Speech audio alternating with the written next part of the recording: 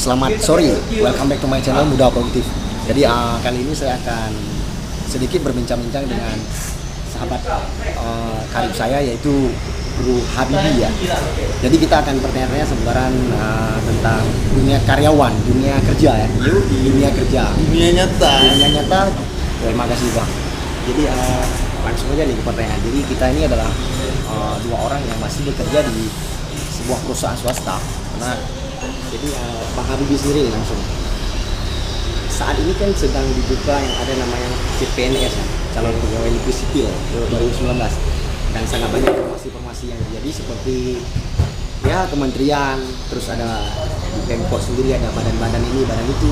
Kalanya ya Habibie sendiri tertarik nggak gitu mungkin untuk mendaftarkan diri menjadi seorang PNS, karena kan PNS itu kan kata orang sih menjamin, ya menjamin masa mudanya tapi masa tua.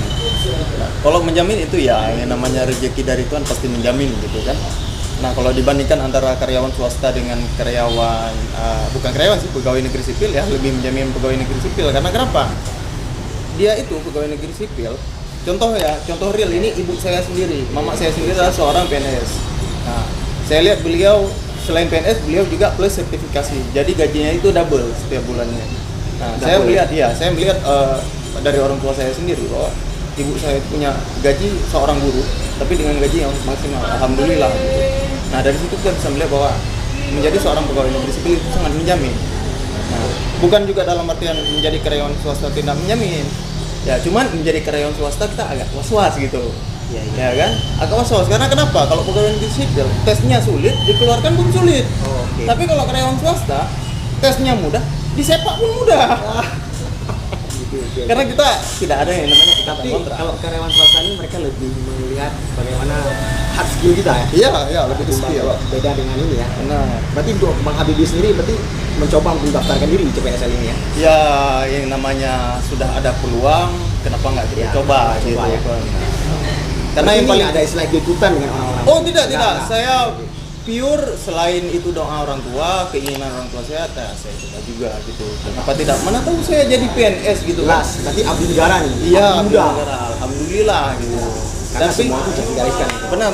Dan saya selalu teringat kata ayah saya, ketika kamu mencoba sesuatu jangan lupa 4 hal. 4 hal apa aja itu? Yang pertama yang perlu kita lakukan adalah usaha. Nah, setelah usaha, kita yang kedua itu perlu berikhtiar. Nah, setelah berikhtiar jangan lupa kamu berdoa. Itu yang ketiga. Dan poin yang keempat yang paling terakhir, setelah kamu melakukan yang ketiga itu adalah tawakal, berserah diri kepada Tuhan.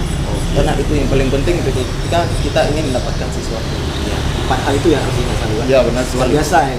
Apa namanya ayah anda ya? Iya, itu pesan beliau kepada saya. Siap. Sudah siap untuk tes PNS ini?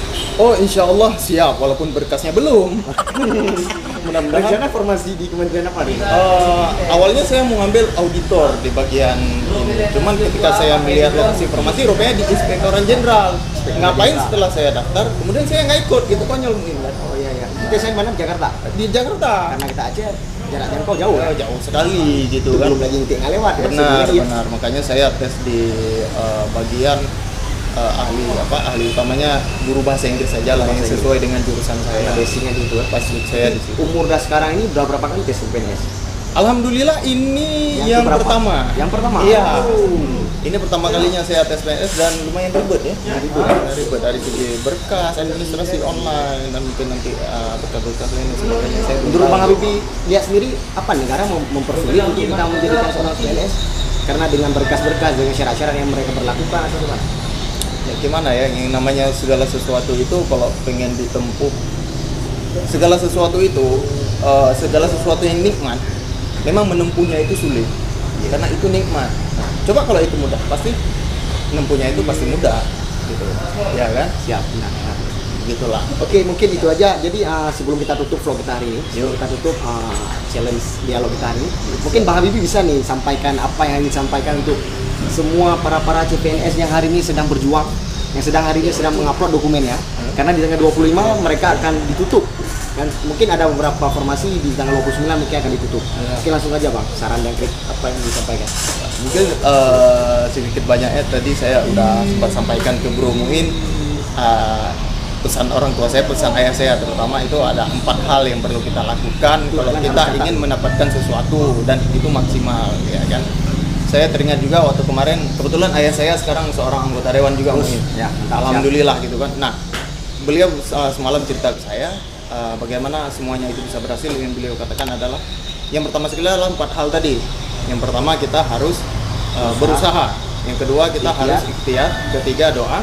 Keempat tawakal. Nah, satu lagi yang paling besar yang mungkin kadang sulit dilakukan oleh kita anak muda gitu ya, apalagi anak muda untung-untungan tenggelam bangsa kita hoha gitu ya.